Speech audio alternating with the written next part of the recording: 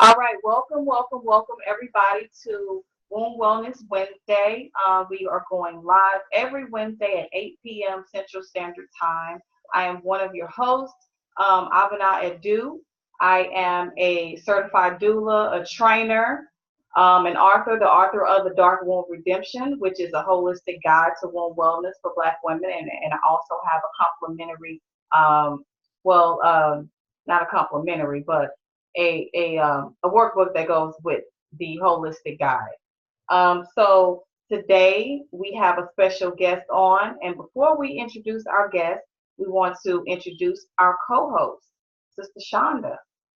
Greetings, everyone. We're in for a fantastic treat tonight. I'm glad that you could join us and take some of your precious time. We're going to have a festive conversation about motherhood, sisterhood, girl to girl, friend to friend, mother to daughter. Going to be a fantastic talk tonight. So thank you for listening to us. Okay, and we want to go ahead and introduce our host, or let her introduce herself and start talking. Sister Aerica Karriem, who's going to be talking about mother and daughter relationships. Sister Kareem, I do appreciate you for taking out your time to come on here to talk to us.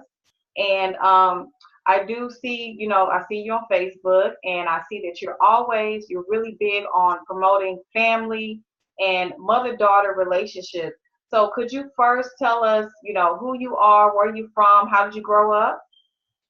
So I want to say to both of you ladies, thank you so much for having me. I really appreciate being on your show. So again, thank you so much. And I You're wish you welcome. both much success. But I wanted to introduce myself. I'm Aerica Karriem, and I am a parent coach. And I help restore and repair the mother-daughter relationship. And so what I do is I help create a strong, happy, and healthy bond between the mother and daughter. And you asked me how I grew up. How I grew up is I really grew up as the only child. I had two parents, and I grew up as the only child. And so I'm from Kansas City, Missouri, but I live now here in Dallas, Texas. Okay. So, can you tell us why is the relationship between a mother and daughter so important? Well, my motto is we are more stronger together than we are apart. It's so important because if you think about what we've been through and where we're going, number one is we must bond together. We must stand together and unite. And another thing is that if we don't get it together, then we will continue to have dysfunctions, disconnections. We'll continue to constantly have drama, and it will be for generations to come. And then guess what? We won't even know the reasons. What is the deep rooted reasons why we're having all this disconnect? So it's so extremely important. Yeah, I want. Let me just add to that. This is so perfect, Sister Abana, because I'm always like the mother, the mother, the mother. Get on board this mothership, and how important it is for the wombs to be able to relate to one another. This is a critical point to a paradigm that we need to set now. And I want to ask you a question. What do you think are some of the fundamental reasons why we suffer from such high dysfunction, mistrust, mistreatment?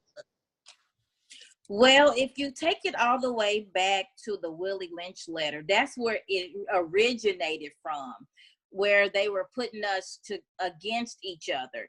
But even 400 years later, we don't trust each other. We're still talking about I like the light-skinned person, or I can't stand the dark-skinned person.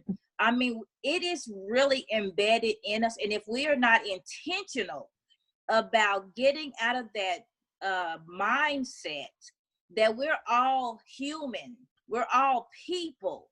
And so what we really want out of life is just to be loved, to be acknowledged, to be accepted. no matter the color, no matter with the mother-daughter relationship, I really believe that we are so misunderstood. And so a lot of people say, you know what, Erica, why are the mother and daughter relationships so estranged? And I'll tell you, it's because we are either extremely similar or we are extremely different. And so what happens is that if we're extremely different, so I can raise my daughter to be just like me. And then when she gets older, I can't stand her. And it's because I didn't like me in the first place. So it is a mirror, a reflection that you're looking at. The conversation is the same. The mannerism is the same. The behaviors, the attitude are all the same. So how could you dislike somebody that you raised that is just like you? It's because at some point, I didn't like me in the beginning, or I didn't love me as much as I was supposed to love myself in the beginning. So that's one reason. But the other reason is, okay, so I'm extremely different from my mother. You can say that, right? So if we talk about that portion of it, then it means that you're so different than me that I don't respect the boundaries. I don't respect what you're listening to. I don't respect the type of movies that you do, and it is a disconnect that we have to heal, because at the end of the day, when you become a woman, now you need to look at and learn how to acknowledge the woman versus the mother-daughter. Because at the end of the day, I'm a mother and I am a daughter, but I am also a woman. And so two women need to get together to see, who are you? And we have to establish respect and expectations. And until we learn how to honor the differences in that relationship, then we won't come together because we're so different. Well, what are some of those steps that we could take to iron out some of those differences? Well, one of the steps is make sure that, and people, it is a process, but one of the things is to vision with your mom or your daughter, how do I really want this relationship to be? A lot of times we avoid it. A lot of times we have horrible communication skills. So the first thing you want to do is vision, how do I really want my mother and daughter relationship? And the second thing you have to do is identify what is really the problem. And I tell people, you can identify it all day long, but until you get the appropriate steps, the absolute exact communication skills that you need to repair it and get it together, then it won't go far. You can start it off, but you won't be able to maintain it because you have to have effective communication. And can you hear me? I can hear you. Yes. What do you say is the reason why a lot of mothers are very controlling of their daughters after they become adults? Well, what I've seen is that number one is that she is still trying to control because she is in the mind frame of, I am still the mama, and she won't let the daughter grow up. It's like, I'm still the mama. Yes, you're still the mom, but you also have to realize that she is still a woman. She is still a human being. She has to make her own choices, her own decisions. So that is one reason, is that it is the I am the mother syndrome. And most people, old school, is you are to be seen and not heard. So you only need to listen, and I don't have to listen to you. So that is one of the most popular reasons, the common reasons on why mothers are so controlling. And that's all they know. So if that's all I know, and I grew up like that, and then my mother grew up like that, and it's a history of controlling and aggressive behavior, these patterns, then that's what I'm going to give to you. But here's the kicker, is that when you know that you're controlling and you know that your mother and daughter relationship is not working, somebody has to say, be the adult about it and say, you know what, this ain't working. I need to go get some help. Like, this is absolutely not working. I want what's better for my daughter and myself. I want us to be able to have a future together. And the first thing the daughters do is they take their grandkids away, right? So with that being said, if you don't want your grandkids taken away, then you need to figure out, what is it that I need to do to get back in my daughter's good grace so that we can work this thing out and have a mutual understanding, a mutual respect, and how about I don't cross those boundaries with her. So that's what it is. You know, Erica, I want to come back to that word control, because I think that this is a word that is has such depths to it, and that people are under the false illusion that they have some control over something. One, we don't really have the control over our own complete human anatomy. But because of this false reality that we have given to ourselves and to one another, we still think that we have some control. So I think that that might be another factor that to add into the conversation. Just real quick, I got a good control lesson one day. I was keeping my grandbaby, and my daughter, was her birthday, and my grandbaby didn't want her to go nowhere. That's why I was there. I was there to babysit, right? Oh, she cried. She cried. She cried. I couldn't shut her up. She cried to the point that she was like all in her sleep, right? Y'all know that cry, right? Yeah. And that moment, I realized that I nurtured her, I pat her, I gave her food, I gave her her favorite treats, and nothing satisfied her. And it was something that simple that put into my existence that I had control over absolutely nothing, not even a baby. Because if they wanted to cry and she wanted to cry, she cried all night long. So that control, my goodness, I know, and you used it a lot. So that's what made it pop up in my mind. So I just wanted to add that to our conversation. Absolutely.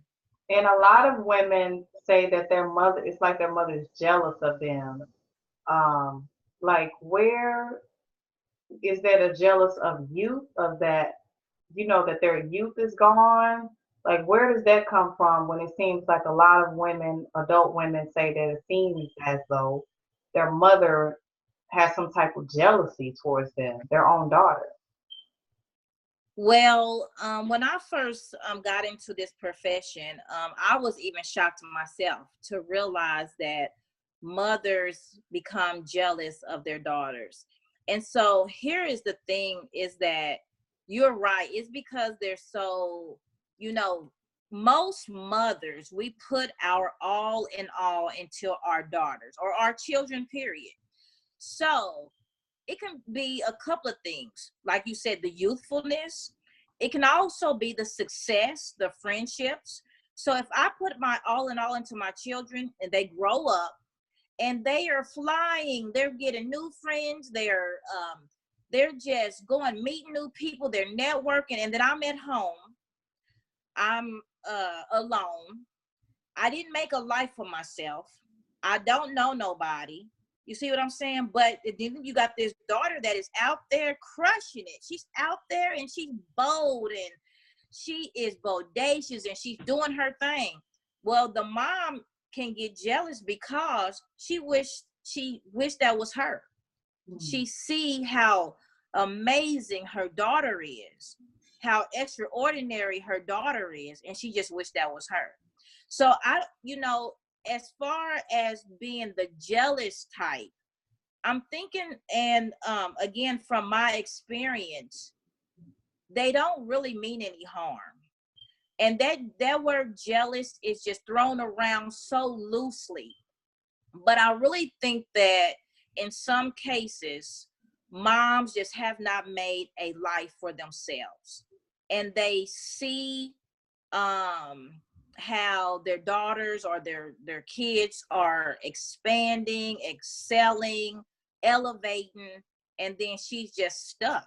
So basically she's living through them. She just wished that she would have done it herself. Okay. Now, do you think that in that kind of scenario, that even on both sides of the scales, or maybe the best question I could ask is, talk to us as if I am the mother and the daughter. What is the conversation to have with both of them about coming to a resolve and a peace with themselves and everyone outside of them? Because when the mama and daughter is feuding, everybody else is too, including the children. So you're saying, so ask me that question again. What do you want to know Right. again? So what do you say in this situation that we're talking about right now? You got the Mm-hmm. mother here, you got the daughter here. What is Right. your conversation to them? What is can you give us some insight in your conversation Yeah. that you would have to them to come to a resolve? Right. So one thing I would ask is, what is it that I need to do to make this relationship better? And you have to hear the person now, because a lot of times we want to be heard, but we don't want to listen. So that's the first thing, is what can I do to make this relationship better? Another thing that you can ask is, you know, what will it take? You know, it's kind of the same thing. What will it take for, you know, you and I to begin to respect one another? I mean, when you start throwing out questions and throwing them out in different ways, you'll get back so many answers and, you know, unspoken words that they've been trying to say, but they wasn't able to say it. Or sometimes they've said it, but we're so much angry, and we so hot-headed that we don't listen. So sometimes we've said it, but it just wasn't the right time, probably, you know, depending on the situation. So you have to come back. You can't just avoid the conversation. You can't just say, you know what, I'm done with her, I'm so tired of her, you know. But it takes two, because I get this all the time. What about if my mom do not want a relationship? And my answer to that is, you can't make nobody have a relationship that don't want a relationship. So again, the feelings must be mutual. The love have to be there on both sides. And I can't even imagine a mother that's given birth, you know, besides, you know, I hear it, you know, again, I've helped hundreds of people, but I've heard where, you know, a woman gave birth due to a rape or an incest or things like that. Then there's so many mothers, or a mother giving birth to, you know, a man that he wanted the child, but she didn't want the child. In those cases, a lot of women, they don't talk about it publicly, but they just don't connect with their children. And so, so that's why I always say the feelings have to be mutual, because there are some women that just don't want to be bothered, and that is a wound and a hurt and a pain on them. And I always say, your wounds, don't project that onto other people. I'm not going to let your wounds and your hurt be projected onto me. So that's very important, because what happens is, so many people get caught in the crossfires of other people's hurt and pains. And then you sitting there wondering, well, what did I do? I ain't do a dang on thing. So that's why people have to really go by facts, because if you only go by feelings, you'll be hurt all day, every day. So agree. I so agree. Do you think there's a way that if my mother didn't want to have a relationship with me, do you think there's a way that I could have a relationship with her around her? Like I could have all of the goodness about caring for her, even though she don't want to see me. If she's in a nursing home, I can make sure she's secure, or some things like that. What's kind of actions do you think that people could take? Because there are those mothers. I've met those mothers. In fact, I have a mother relative like that in my family, where she barely wants to have contact with her own daughters.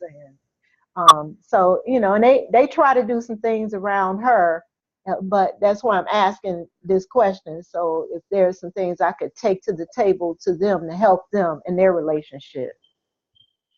Well, I would, in my response to that is, if you're working around the mom and the mom really don't want to be bothered, only thing that daughter can do is still show up with love, compassion, gratitude for even being here. And the holy books says to honor thy mother, respect thy mother. So regardless of what the mother is going through, whether she don't want to be bothered, whatever the case may be, because again, whatever the mother's story is, that is her story.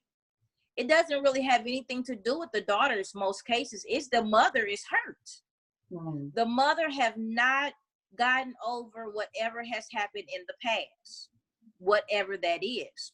And so again, I would lead with love and gratitude and unity. And just what if and whenever, if ever, the mother is wanting to come around, just be open.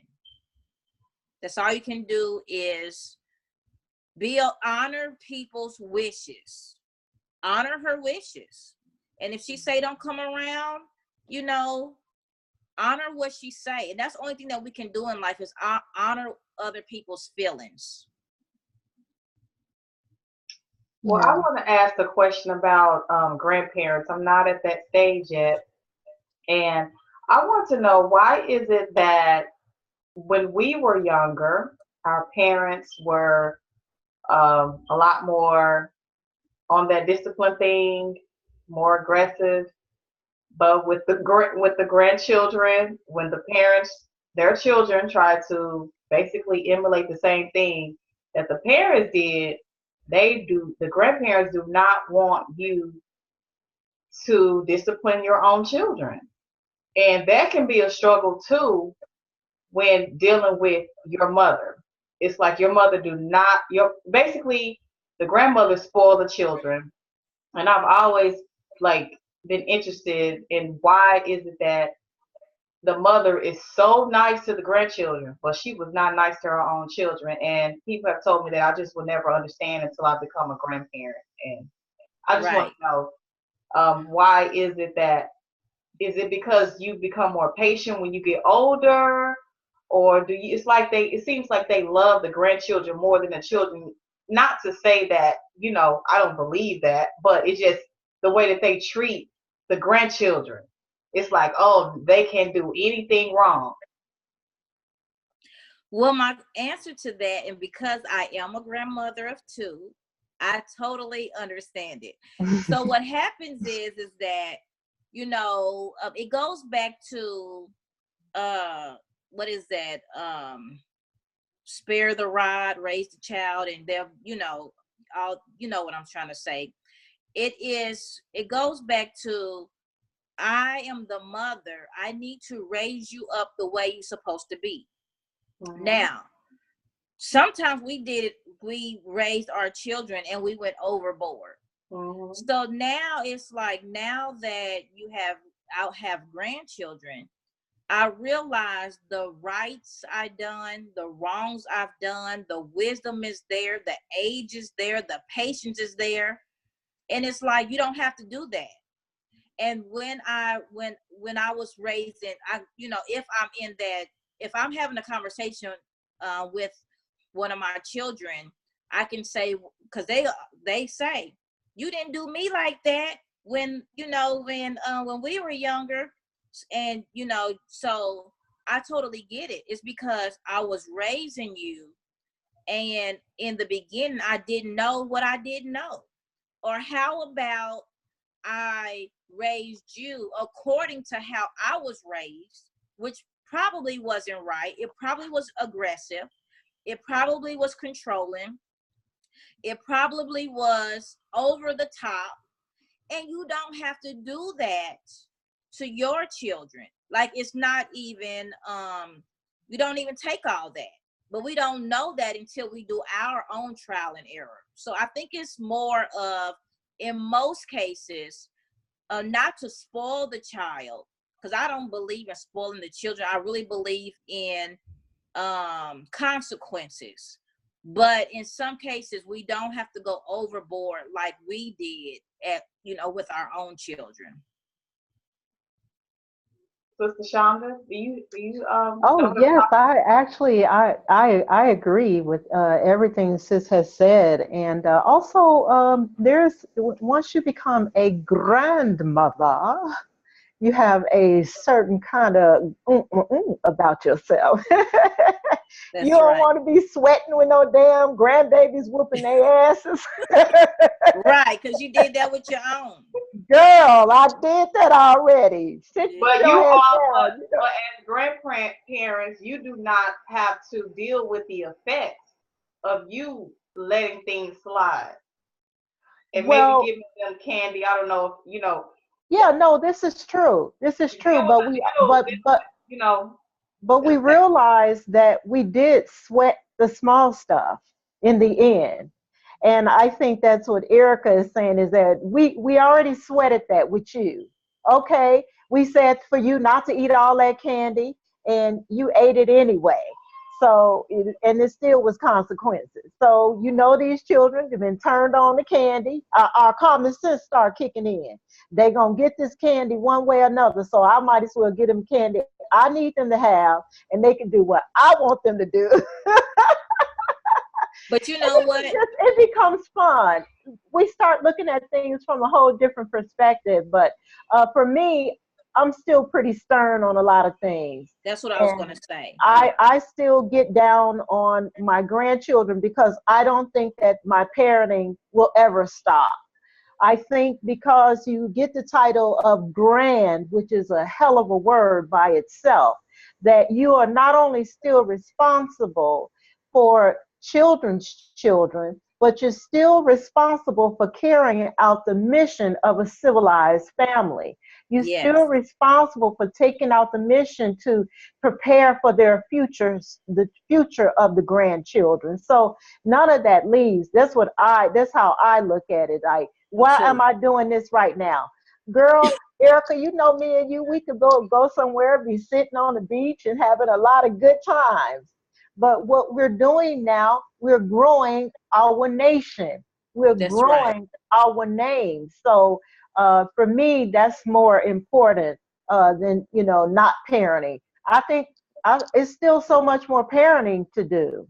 It is. It is. And so I'm glad that you said that, because at the end of the day, that's why one of the reasons why mothers and daughters don't get along is because the grandparent is not backing the mother up.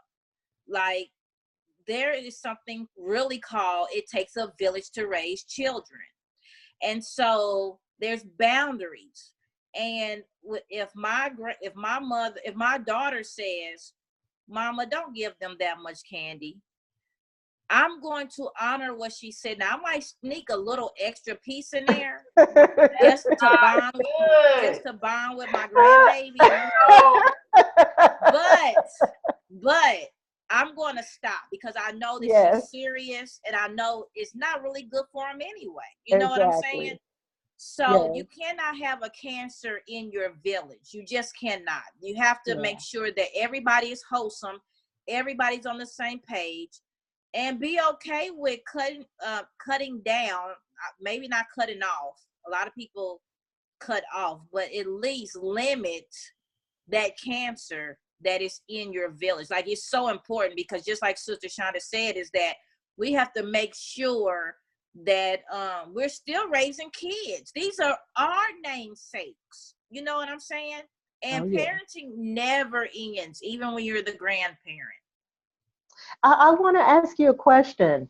I come from an extended family. This was a part of our tradition in our family, where When I was young, married, my mother lived in a household with us. When I grew up, my mother lived in a household with my grandmother, grandfather, and aunt. We don't see a lot of that, but I do know that it made life so much easier. Like I'm here now in back here in Dallas, and even though I was doing that before, but I'm with my daughter and her children and all of my other grandchildren whenever they could come around. Do you think that we miss some of that now? I mean, because everybody is everywhere. That extended nature is not granted to us anymore. Well, what do you say about that? I am so glad you asked me that, because a lot of people just don't ask me that question. I totally believe in partnering, teaming up. It's okay to live together.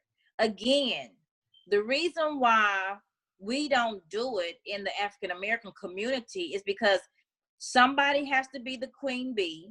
Somebody has to not follow directions. Somebody want to have company all night. You know what I'm saying?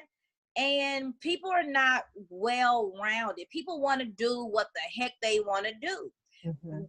People got there are people running in all time of the night, and at some point us older people don't want to have that all night long every day. You see what I'm saying? And so the rule is go where you pay bills at, right? But the beauty of living together is, and this is what I heard another nationality, I think it was the Latinos. They all live together, 15 in one house. One of the mothers are doing the cooking. The other mother is babysitting. The other mother does the laundry or the cleaning. The men go out to work. Some of the women go out to work. Everybody knows their job duty. And so you put us together, somebody's gonna jack up the job duty. Somebody gonna be like, I don't feel like doing it. It ain't my day today. You know what I'm saying? It's always something with us. And so that's why we can't do it. So I'm 100% for it, because it really doesn't make sense to pay $1,300 over there, $1,500 over there. You know, it Yes, just don't make it sense doesn't. with It's an an economic economy. disaster. Yes, with an economy that we have, it's like put your feelings down, do what's right for um us people as a whole, your family, Yeah. your family as a whole. Just do what's right. It doesn't make sense to be out everywhere, in my opinion. A lot of people don't agree with that. Giving you a high five on that. High five. Uh, yeah, well, there's so many benefits. My husband and I used to go where we wanted to go. If we needed to go out, we could go out. We could go spend nights with each other because we knew that our household was secure with my mother being there. We were able to run two successful businesses at one time, at any given time, because my mother was there. So it was so many benefits, things that I were able to do that, was just other people had to make arrangements to do. And I took it for granted, of course, you don't take it for granted, but I stayed with my mother until she passed away. And that's when I moved here to Dallas. But so many benefits. But as a mother, what I would like to be able to do is to help other sisters too who need that kind of help. And I try to reach myself out to sis here anytime anytime I can help her, I want to be there for her, because I really think that Sister Abena is a very, very wonderful sister. No, I just said your name wrong and you ain't say nothing. So, It's okay. It happens Sister all Abena. Hey, I have another name, but Sister Abena is a wonderful sister. And but I've been like that. I extend myself to sisters. I have a reputation like that, and I'm not bragging. I just think it makes sisterhood and motherhood a lot easier when somebody can help you. It And did. and I'm not a person that don't. That's another thing. We think that certain things are beneath us. We think that if we come to a sister house and help her clean and care for her children and do these things, that is beneath us, but it is not. And other cultures don't have that concept. They Mm-mm. just have the concept of community. Oh, if I only could cook rice, I'm gonna come and cook you some rice today, sister. You ain't got to worry about your rice gonna be cooked for the next 3 days. So if we could kind of get back to some of that, it would make a great, great difference in everything. And finally, I just got one more question. I know we're getting close. What do you think, because it sounds like you're doing some fantastic work, what do you think about Iyanla Van Zet work that she has going on right now? And have you seen her commercials as to how she's handling mostly Black families is what it looks like to me. Well, I want to say that she is my number one favorite girl. She Okay. is. I think that she is doing some amazing work. I think that definitely we need it in the world, you know. And so I commend her. And you know, people, it need to be more people like her, because at the end of the day, we have to really, really get deep into why we have certain behaviors. So many times we gloss over the fact of what we don't take ownership of anything. We want to blame other people. You know, we live silently suffering. We like um we don't like being alone, but we don't know how to treat others, you know. And so we have some big work to do in the world. And so again, I'm glad you asked about her, because again, she's one of my favorites, and I really stand by her. You know, she got a lot of flack with that Tamar incident. I don't know if you heard about the Tamar. And I mean, my thing is this, and a lot of people don't, there's quite a few people that don't like her. But what I tell you is that when you go sit on the couch, you know she's going back to when you was a kid. Or don't sit on her couch. Exactly. Don't come wanting help, and you're going to eliminate some of the answers that she needs to walk you through the process. Like, come and be genuine, be honest. If you want the healing, you have to do the work. And you're going to have a breakdown. You're going to cry. You're going to have all those issues before you have your breakthrough. Be willing to go through the process. So, again, there's so many people that are so, like, their personality is just avoidance. You know, the personality is just, you know, they don't want to, they're selfish. They don't want to be bothered, or they don't care about conflict. It keeps on going on year after year, year after year. They don't care about the conflict. And what they say is, I don't want no part of her. I don't want to deal with her. I don't want, but this is your blood. How can you not want to deal with her? Let's figure out where the breakdown went. Where's the misunderstanding? Because 9 chances out of 10, people have their own stories, their own perspectives, their own, you know, the different views of life, of how things went down. And all you have to do is just sit down and talk, because at the end of the day, some of them was just your story. Some of them was just your perspective. And it don't mean it was the facts. So that's what I have to say about that. It's very much needed.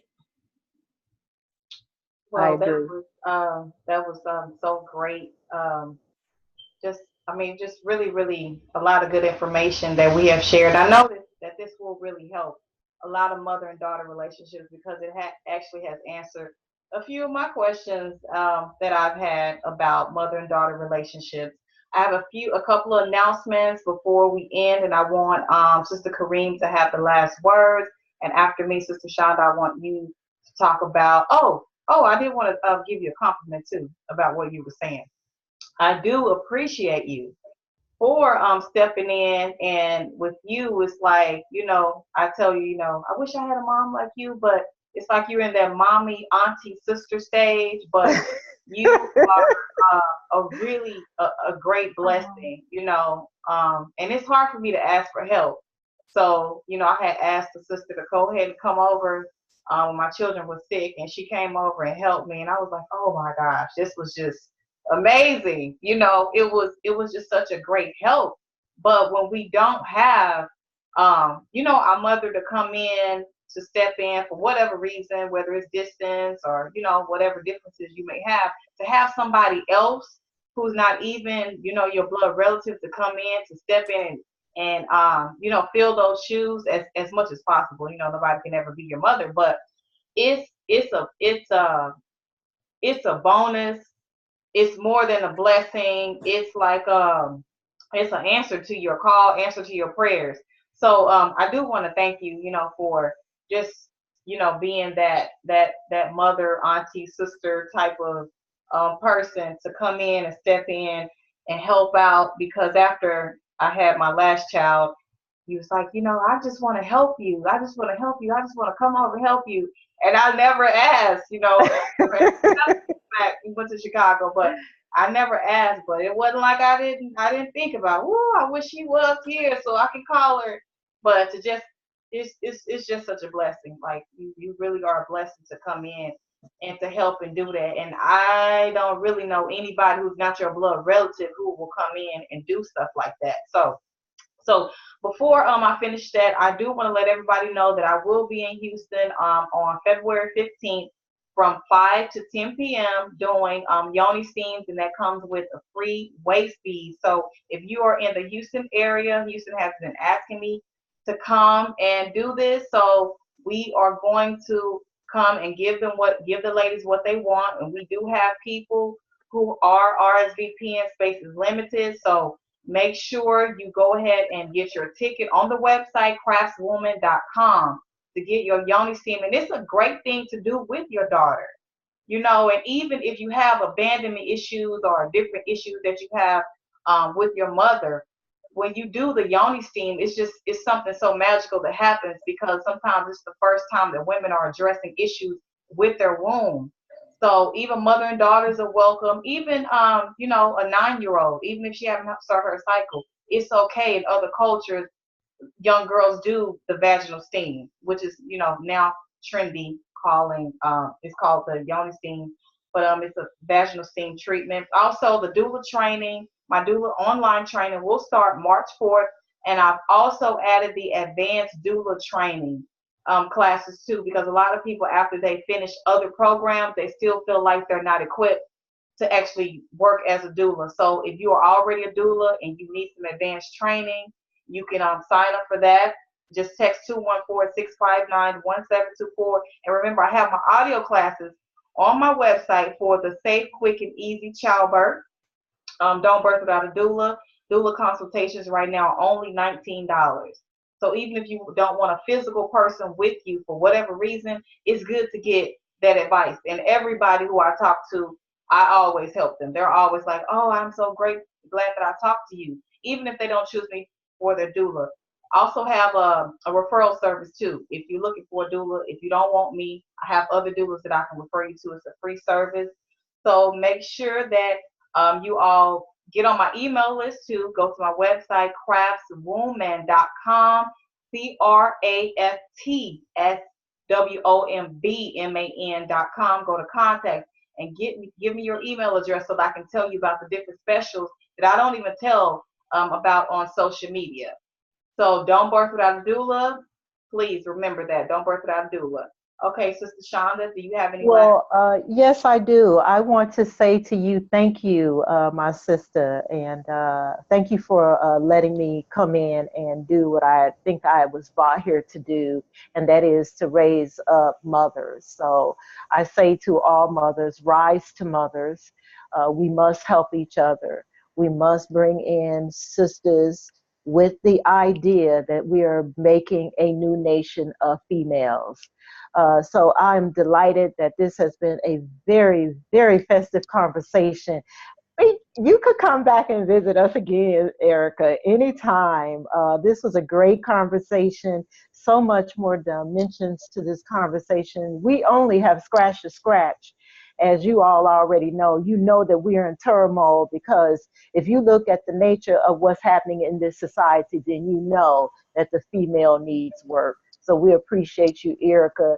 I appreciate you as well for, just having the courage to stand up for mothers and daughters. And anyone want to contact me, you can follow me on Facebook as Shonda M. Parks. And you also could go to shondamparks.com and get my book, Singing Like a Songbird. I am now open myself up to speaking and teaching, so you can give me a call at 773-610-5680. Come on, Sister Erica, take us home. So listen, you all, again, I'm Aerica Karriem. I can be reached on all social media at Aerica Karriem. I can be reached at ericakarriem.com. And listen, you all, if you are interested and you're ready to heal and you're ready to just restore your mother-daughter relationship, I want you to go to bit.ly/mother-daughter webinar. And there we talk about the mother-daughter coalition that we have. So I really believe that you should get into a community that of love and support and guidance and authenticity, that you can be transformed into that woman that you want to create. And so a lot of times we try to find the woman that we used to be, but what you have to do is go and create that woman, the new woman that you want to become. Again, that's bit.ly/mother-daughter webinar. And I hope to see you all. And thank you so much for inviting me on your show. It was a pleasure, and I had a very nice time. Thank you for accepting. Thanks both of you ladies for just coming in and inputting, telling us, what you think, your thoughts, and sharing with us. Thank you so much, everybody. Remember to join us here next Wednesday for Womb Wellness Wednesday live at 8 p.m. Central Standard Time every week. Thank you all. You have a good night. And remember, don't birth without a doula.